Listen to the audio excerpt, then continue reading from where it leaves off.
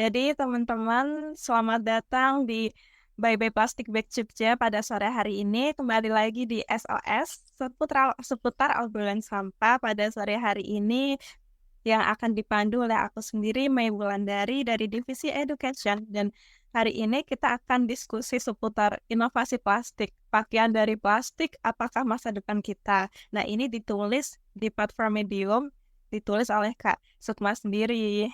Jangan lupa buat teman-teman yang belum baca, bisa langsung baca dulu di platform Medium Bye Bye Plastic Bag Jogja. Dan yang judulnya Inovasi Plastik, Pakaian dari Plastik, Apakah Masa Depan Kita? Nah, di sini Kak Sukma bahas tentang permasalahan sampah plastik, terutama sampah plastik single use sendiri ya. Sampah plastik sekali pakai, itu permasalahannya sama lingkungan itu sebesar apa? Terus negara mana aja yang ternyata mereka tuh buang sampahnya di negara kita. Jadi sampah yang ada di Indonesia itu nggak cuma sampah yang dihasilkan oleh orang Indonesia sendiri, tapi dihasilkan oleh orang luar negeri, terutama di negara Eropa dan lain sebagainya. Nanti Kak Sukma akan bahas, terus inovasi apa yang bisa dilakukan sama orang Indonesia dan dari luar Indonesia, terutama di negara Asia Tenggara, terkait sampah plastik ini. Nah, karena judulnya inovasi dari pakaian plastik, jadi sampah plastik ini akan dijadikan sebagai inovasi menjadi pakaian. Lalu di Indonesia sendiri udah sejauh mana buat inovasinya? Nanti bakal dibahas tuntas sama Sukma. Jadi langsung aja nih teman-teman, eee, permasalahan sampah kan udah, benar-benar mengkhawatirkan ya, apalagi Indonesia itu penghasil sampah nomor 2 nih, terbesar kedua di dunia di lautan setelah Cina. Itu ya ampun sedih banget sih sebenarnya lihat berita itu apalagi itu udah agak lama ya beritanya, dan setelah aku baca juga miris banget, wah Indonesia se masyarakatnya emang kepeduliannya masih kurang ya. Dari Kak Sukma sendiri lihat ini gimana perasaannya?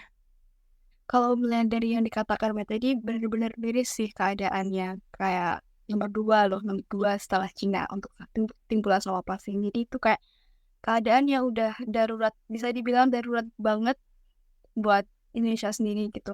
Apalagi, ditambah dengan Indonesia sendiri juga mengimpor sampah-sampah plastik, maksudnya mengimpor sampah-sampah dari negara-negara maju.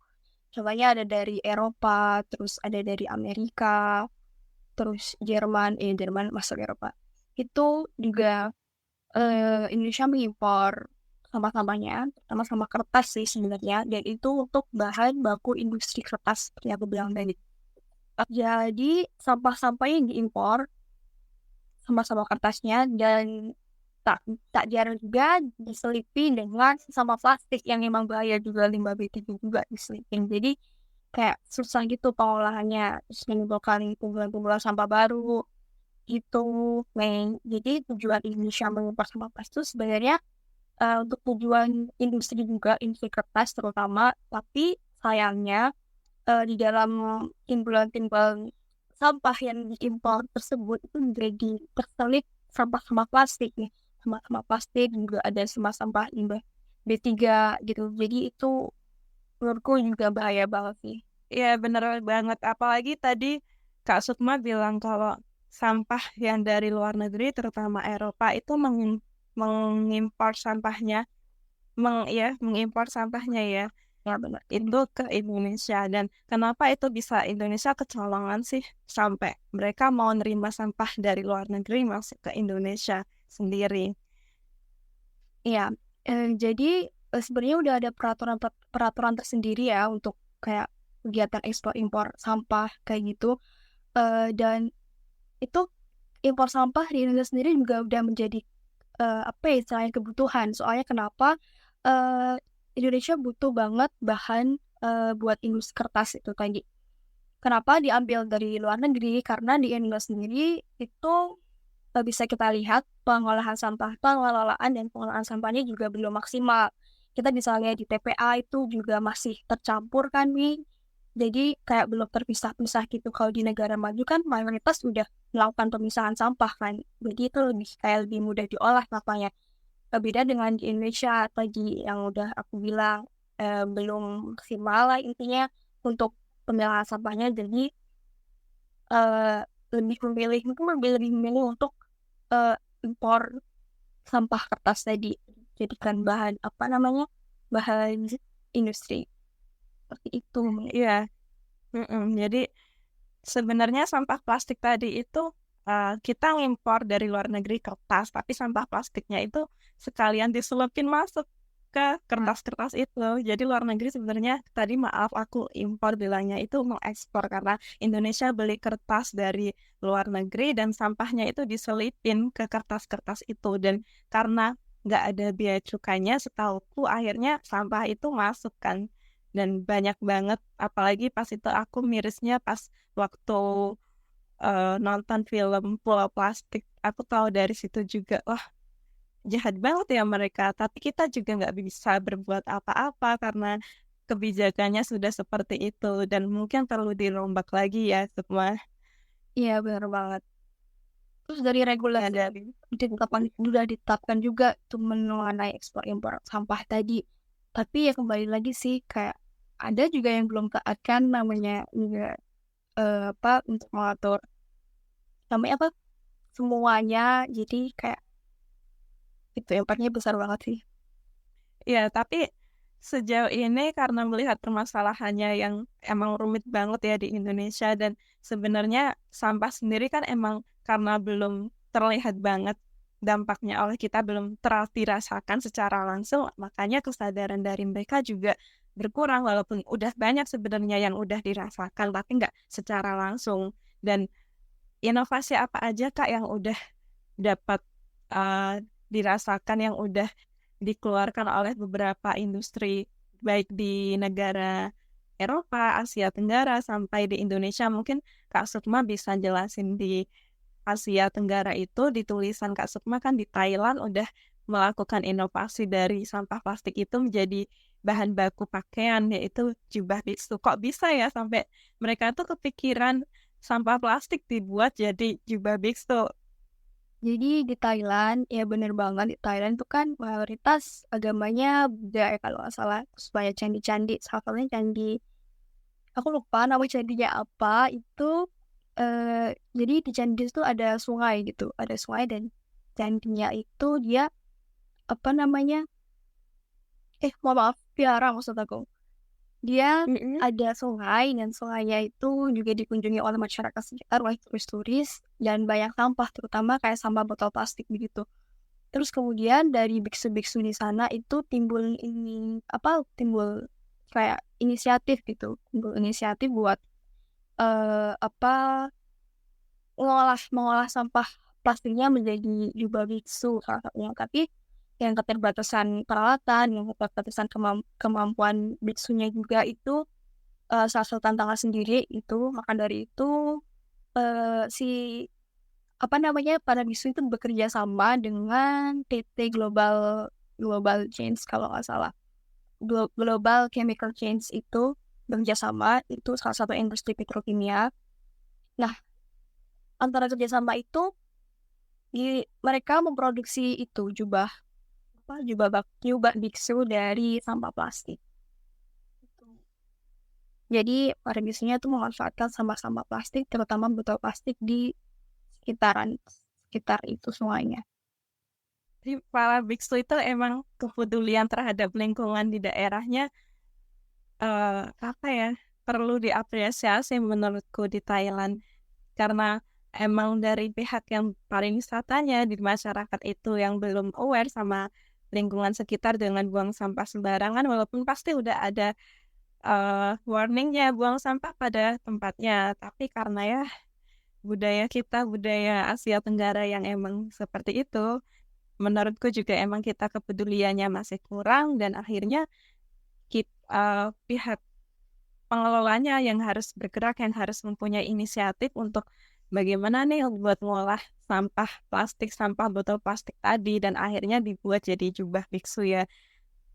Terus sejauh ini apa udah dilakukan inovasi di Indonesia belum Kak? buat terkait sampah plastik single use dan lainnya, itu di Indonesia udah mulai menerapkan kayak gitu belum sih? Kalau setahu aku di Indonesia sendiri itu udah ada kayak bisnis activewear atau pakaian olahraga yang dia terbuat dari bahan dasarnya sampah plastik. Sampah plastiknya jenis botol plastik itu. Foundernya kalau nggak salah namanya Patricia sama Natasha, itu nama brandnya itu Kill and Kin and Ali kalau nggak salah. Ntar teman-teman bisa search gitu. Itu bahan dasarnya memang dari sampah plastik, terutama botol plastik. Mereka foundernya ini terinspirasi gitu dengan keadaan sekarang. Karena sekarang yang sama plastik emang lagi menumpuk sekali kan. Dari situlah mereka berdua kayak berinisiatif gitu untuk buat activewear kayak di bahan plastik gitu. Terus tahu aku itu sih Mei, yang Kin dan Ali brandnya. Buat ngomongin olahraganya yang terbuat dari plastik. Oh iya, aku sampai lupa nanya nih Sukma. Tadi yang di Thailand itu udah diproduksi sejak kapan ya? Buat jubah biksunya yang terbuat dari sampah botol plastik tadi. Kalau sejak kapan ini mungkin eh, berapa ya? Kurang tahu aku Mei. Mungkin kayak 2 tahun ke belakang mereka udah dari Thailand tuh udah diproduksi secara besar-besaran gitu yang bekerja sama dengan industri yang tadi PT Global Chemical Change tadi itu sih Mei. Jadi Cuma ya, inovasi yang itu masih ada di Thailand sendiri belum? Apakah mereka udah mulai ekspor baju biksunya udah diekspor di beberapa negara termasuk Indonesia atau masih digunakan dipasarkan di Thailand itu? oh ya, untuk produksinya itu udah ada di Thailand, udah masif seperti itu dan mereka juga melayani ekspor ke seluruh dunia gitu. Wow, keren banget Sukma. Terus tadi yang lanjut lagi ya teman-teman. Sukma tadi pakaian yang di Indonesia tadi kan inovasinya dijadiin pakaian olahraga ya. Tadi dari Patricia Davina dan Natasha Elaine.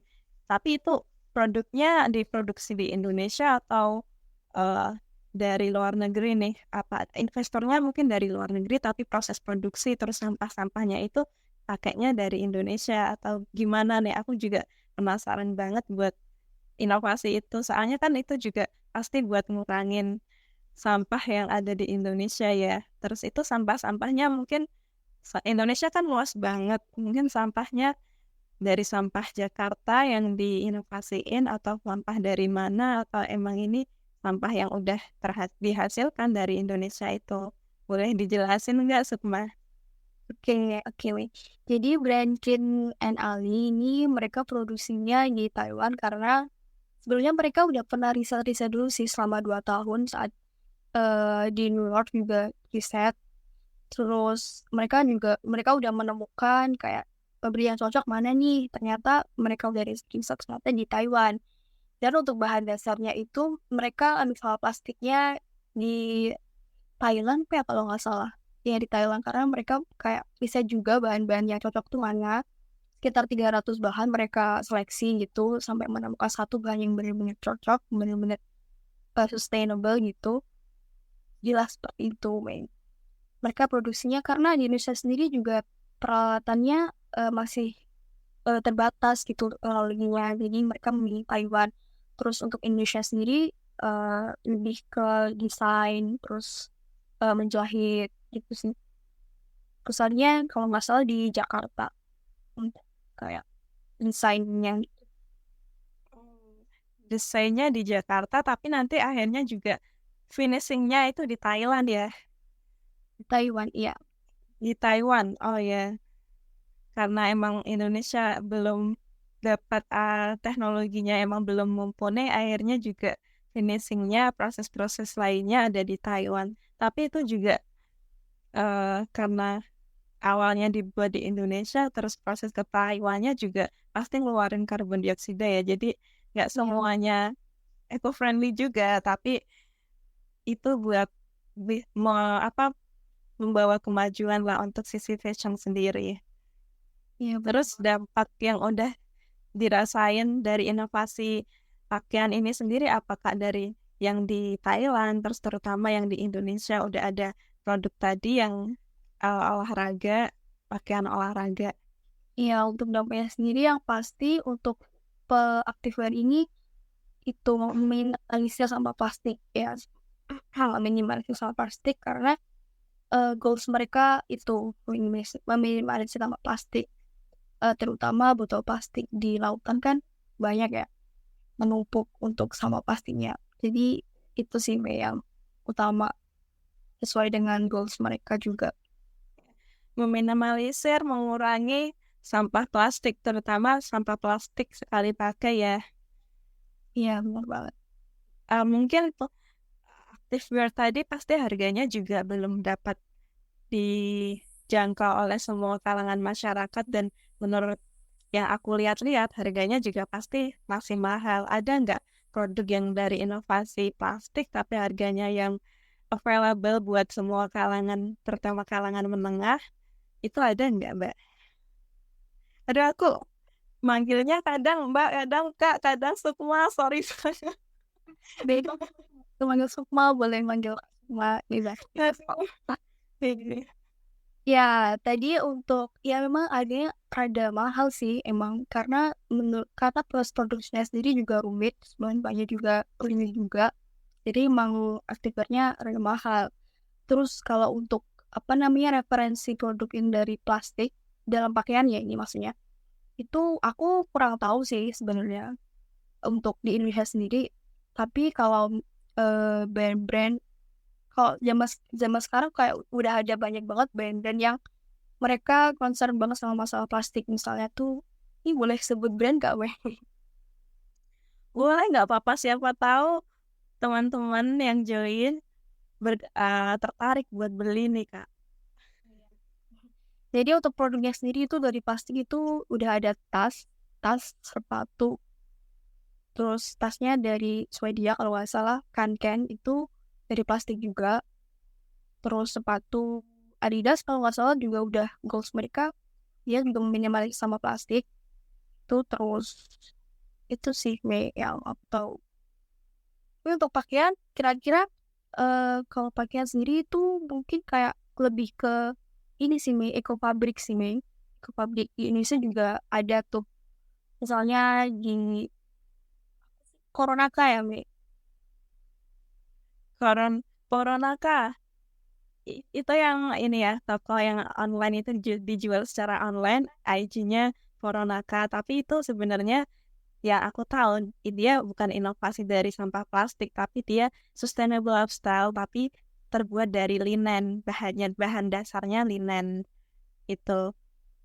Tapi, iya, tapi dari Kak Sukma tadi yang udah bahas, sebenarnya ada beberapa inovasi yang bukan pakaian, tapi fashion. Selain pakaian, ada tadi yang sepatu, terus tas pasti juga banyak banget yang dibuat dari plastik sendiri. Kayak banyak banget aku yang lihat ibu-ibu buat eh, tas rajut dari plastik itu bagus banget sebenarnya.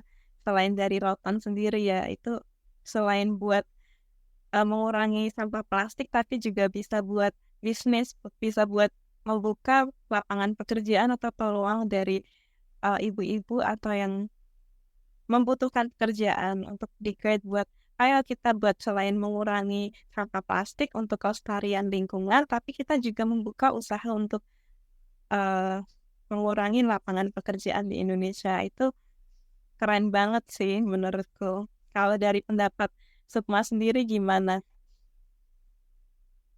Ya, kalau menurut aku sih benar banget yang dikatakan, aku setuju banget. Kayak produk-produk yang sustainable itu sangat dibutuhkan untuk saat ini karena keadaan juga semakin bumi kita semakin memburuk tentang masalah sampah.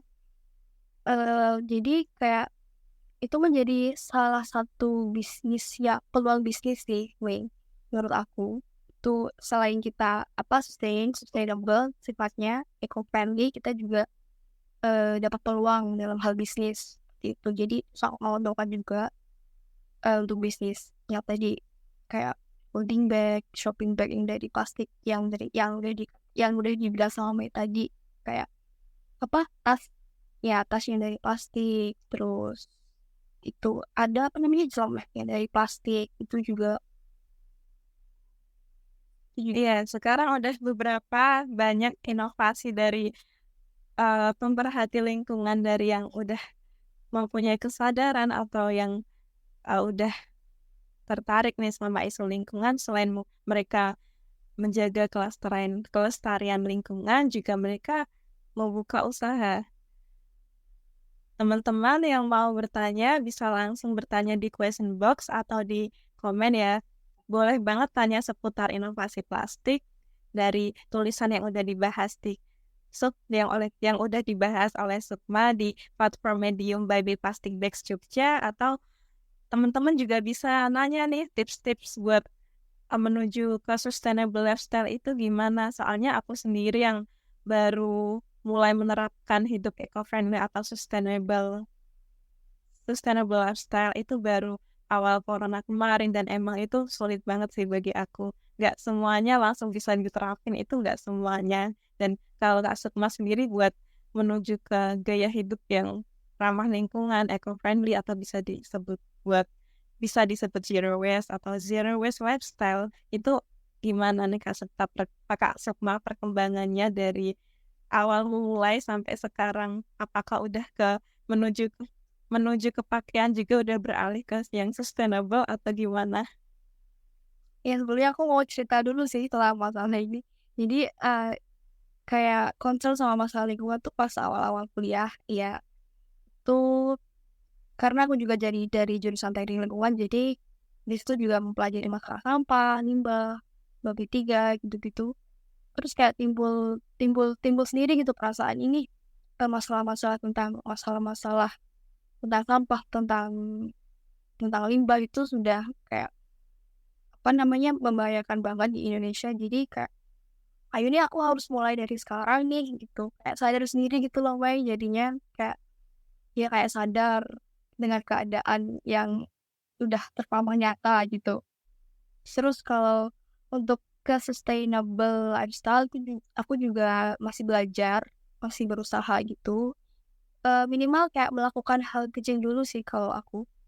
Tuh kayak, kalau misal kita lagi pergi, lagi keluar itu bawa tumbler sendiri, bawa shopping bag sendiri gitu. Jadi nggak perlu lagi tuh kita beli minuman atau jajan di luar gitu dengan apa, kemasan plastik seperti itu.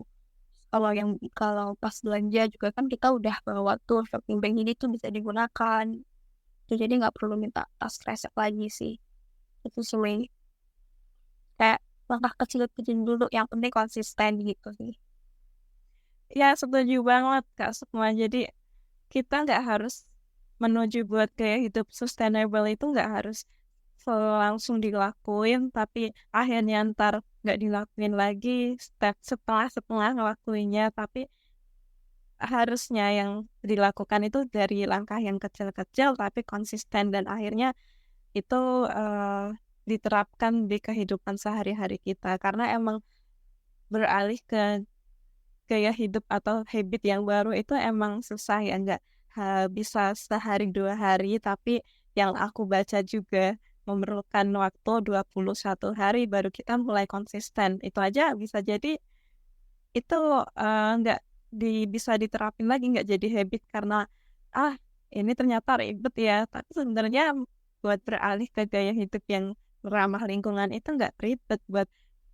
Contohnya dari Kak Sukma tadi bawa tote bag kalau belanja, itu emang awalnya susah banget, aku aja kadang lupa kalau ke supermarket, "Aduh lupa nih nggak bawa tote bag, gimana nih aku mau minta plastik, tapi nanti juga akhirnya aku, eee membawa sampah plastik dong, ini gimana?" Nah, akhirnya aku, eee, mikir, jadi kayak misal dapet plastik, kalau misal belanja yang dia menjadi, bukan konsumer, kalau di situ menyediakan, kardus, jadi aku milihnya kardus buat bawa bawa belanjaan aku, tapi kalau nggak ada ya akhirnya plastik aja, tapi nanti nggak langsung dibuang, tapi dipakai lagi nanti pas aku belanja selanjutnya. Iya, kalau nggak nanti aku di kendaraanku aku taruh nih plastik atau enggak tote bag biar kalau lupa nanti langsung aku ambil di situ. Jadi langkah buat antisipasi kalau lupa aku selalu nyediain di situ sih. Kalau tips dari Sukma sendiri gimana? Iya, tips dari aku tadi sih itu kalau misalnya kita keluar terus lupa nih nggak bawa shopping bag gitu, tapi eh, kita belanjanya cuma misalnya satu barang doang itu nggak perlu sih menurut aku kalau misalnya minta plastik gitu. Sini gitu. Ah, Iya bener banget, apalagi sebenarnya plastik di supermarket itu juga bayar loh 100 perak, walaupun 100 iya. perak kecil. Tapi kalau dikumpulin tiap hari itu juga banyak. Jadi kalau mikir, waduh ternyata juga walaupun ngeluarin dikit tapi banyak. Dan misal dihitung sekali belanja sampai berpuluh-puluh kali belanja itu dapat berapa ribu kita dari beli plastik sendiri. Jadi akhirnya mikir-mikir lagi dong. Tapi kalau ke yang sustainable lifestyle tadi, kalau aku sendiri udah mulai menerapkan juga buat beralih ke pakaian yang ramah lingkungan. Ya walaupun aku juga anak kos ya, nggak bisa beli yang mahal-mahal. Emang secara kebanyakan emang masih harganya yang buat harga yang pricey ya, nggak bisa dijangkau oleh semua kalangan, terutama kalangan menengah. Tapi aku sendiri biasanya kalau beli atau misal aku di rumah sendiri atau pakaianku itu udah aku udah punya apa aja, jadi nggak kadang ya tergiur ya sama harga-harga yang murah, terus fast fashion yang ini lagi tren baju ini nih, aku kayaknya harus beli deh, temen-temen kayak udah pada makai tapi aku ntar nggak makai dong. Awalnya juga mikirnya gitu, tapi setelah mulai belajar buat gaya hidup yang sustainable, akhirnya juga mikir-mikir kalau mau beli lihat bahan dasarnya ini apa ya, ini ramah lingkungan enggak ya. Nah itu, jadi aku juga follow beberapa Instagram dari produk-produk yang ramah lingkungan dan harganya menurutku juga itu masih ramah buat aku yang anak kos.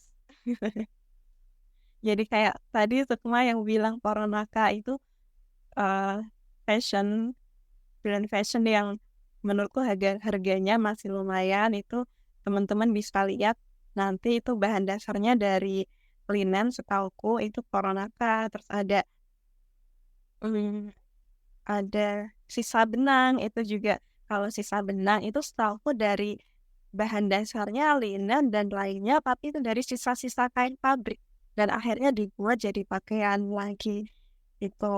Dan bagus banget sih menurutku, itu juga mereka buat bajunya nggak sekali buat banyak, tapi emang dari sisa pabrik terbatas, limited produknya itu. Terus ada yang agak mahal dan aku juga belum bisa beli. Itu Kak Cita itu bagus banget dan itu sustainable lifestyle dan yang dibuat dengan penuh kasih sayang sama ibu-ibu yang ada di suatu daerah itu. Ya, Kalau Kak, ya Kak semua sendiri tahu nggak produk-produk yang sustainable lifestyle pakaian, terutama pakaian yang bisa dibeli buat kalangan anak kos mungkin atau buat kalangan yang lengah? kayak kalau aku masih belum tahu juga sih karena aku apa namanya masih belum tahu banyak mengenai pakaian yang apa namanya itu yang eco-friendly. Tapi kalau aku sendiri lebih milih ke bahan sih, bahannya harus yang eco-friendly. Misal kita tahu kan bahan-bahan yang bahan-bahan kayak eco-friendly itu misalnya ada katun, katun yang organik, terus rayo, terus linen itu sih ditinjau dari bahan-bahannya dulu sih kalau aku Mei. Jadi kalau beli beli beli pakaian itu ya dulu nih bahan-bahannya kayak gimana gitu. Sebisa mungkin menghindari yang kayak sintetis gitu. Kalau Iya benar ya, banget. Iya, sama sama banget. Ya mungkin dulu juga belum ngeliatin sampai segitunya, ya nggak apa-apa lah. Karena setelah lihat ternyata bahan-bahan dari pakaian sendiri itu emang dari plastik ya. Dan itu sekalinya kita nyuci mikroplastik yang keluar dari pakaian yang kita cuci itu udah banyak banget dan itu berdampak sama lingkungan, sama air dan akhirnya nanti masuk ke tubuh kita lagi. Air hasil dari cucian ngalir ke sungai, ke laut, dan nanti bisa airnya itu mengandung mikroplastik, dimakan sama ikan, ikannya dimakan sama kita. Itu bahaya banget menurutku. Dan garam sekarang itu aku lihat dari data mana aku lupa, waktu itu sempat baca kalau sekarang garam itu udah terkontaminasi sama mikroplastik. Jadi tubuh kita itu udah terkontaminasi sama mikroplastik. Jadi mikroplastik sendiri teman-teman itu uh, plastik yang plastiknya itu kecil-kecil banget, butir-butir plastik yang nggak bisa dilihat oleh kasat mata, harus melalui Microsoft, harus melalui bantuan alat gitu.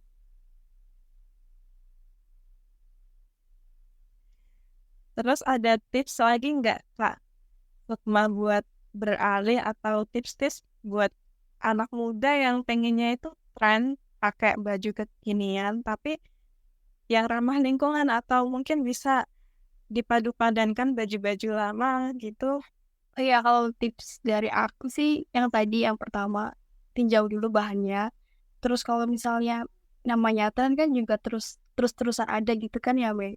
Terus kita pasti juga Iya, kayak kita pasti juga kayak pengen ngikutin tren gitu. Tapi dilihat lagi nih, kita beli satu pakaian itu misalnya ini eh, gimana ya istilahnya kayak harus benar-benar digunain sampai sampai sampai sampai nggak bisa digunain lagi gitu. Jangan misalnya apa ya, satu pakaian ini terus beli lagi besoknya besoknya beli lagi gitu.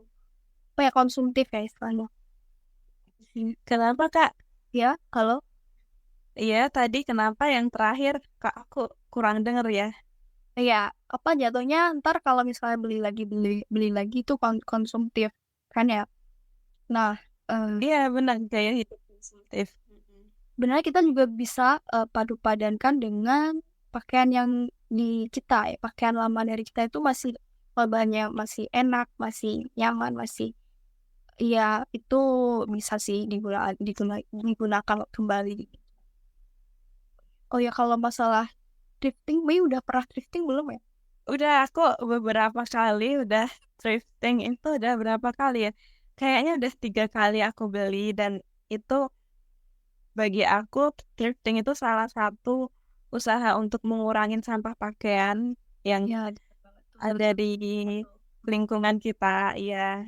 Karena thrifting itu sendiri kan pakaian brand-brand yang bisa jadi produknya udah lama, tapi nggak kejual di pasaran, dan akhirnya dijual lagi dengan harga yang lebih murah. Itu membantu banget menurutku. Juga sempat beberapa kali beli dan nggak mengecewakan, walaupun kadang aku waktu beli aduh agak kebesaran atau gimana, tapi bisa dirombak lagi menurutku, dan harganya juga jauh lebih murah daripada beli yang baru. Terus dalam sustainable lifestyle sendiri yang aku lihat itu dari Instagram kaya.heritage itu menggunakan dalam sustainable fashion, kaya ini menggunakan prinsip 5R dalam fashion, yaitu ada rewear, repair, terus reimagine, repurpose, sama regive atau resell. Nah, rewear itu kita gunain lagi dan lagi pakaian yang udah kita pakai.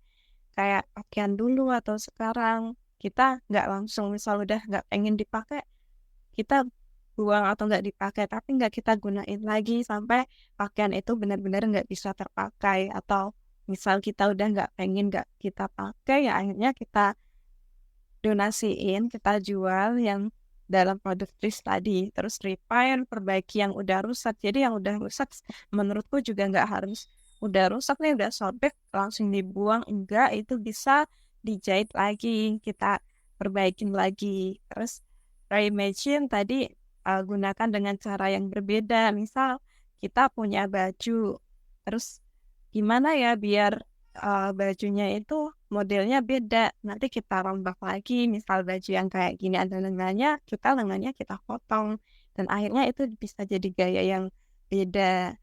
Repurpose itu tadi alih fungsi menjadi sesuatu yang lain, misal kayak baju yang udah nggak kita pakai bisa kita alih fungsiin eh, jadi selimut mungkin baju-baju lama kita rombak jadi selimut dijahit jadi satu. Kalau enggak kita regip atau resell itu kita bisa jual di beberapa pedagang, di beberapa bank sampah dan yang aku tahu di Jogja itu ada daur resik itu kita bisa jual di situ buat baju-baju yang benar-benar udah nggak terpakai.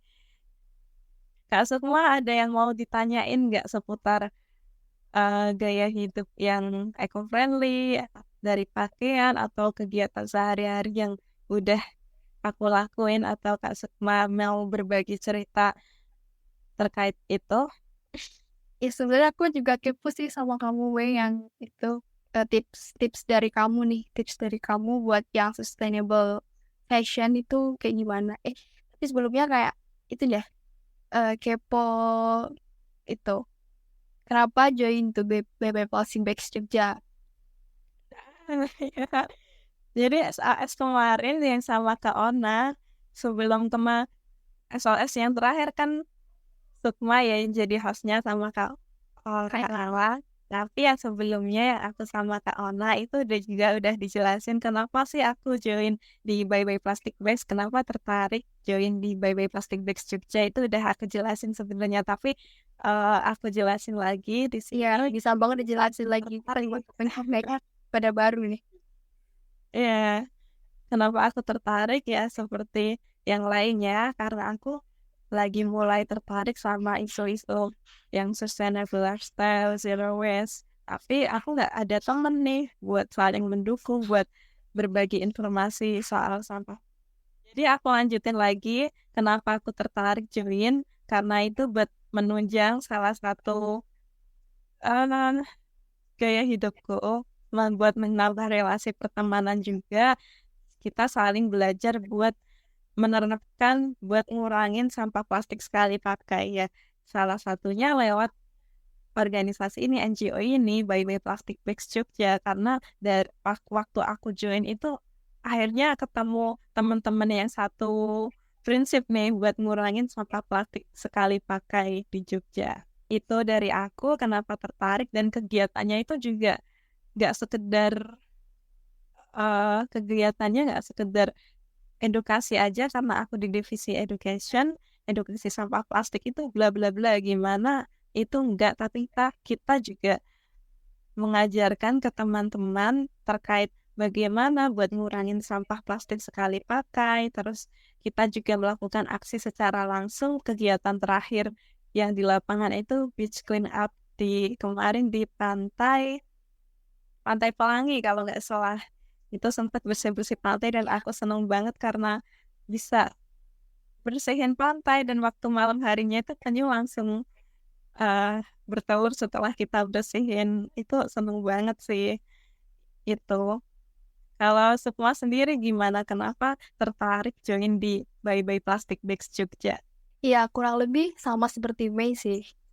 Kayak mau menemukan orang-orang yang sama-sama punya goals dan prinsip yang sama-sama mau meminimalisir sampah. Jadi worth it nggak sih biaya recycle plastik menjadi baju? Oh, tentunya menurutku juga nggak worth it karena teknologi yang dipakai sendiri itu nggak nggak harganya itu nggak murah ya mahal banget makanya di Indonesia sendiri belum bisa secara full untuk melakukan recycle plastik menjadi baju. Tadi Kak Sukma udah jelasin ada beberapa brand di Indonesia yang udah menginovasikan menjadi pakaian olahraga tapi nggak diproduksi semuanya secara langsung di Indonesia. Finishingnya ada di Taiwan karena teknologinya sendiri yang masih terkendala dan makanya sebelum kita menginovasikan itu lebih baik menurutku kita buat mengurangin plastiknya sendiri karena buat recycle plastik apalagi yang plastik multi-layer itu pastinya nggak mahal buat recycle-nya dan teknologinya juga harganya mahal banget. Terima kasih Kak Talita udah bertanya. Halo Aisyah. Terima kasih semuanya yang udah join karena kita udah jam 5 lebih.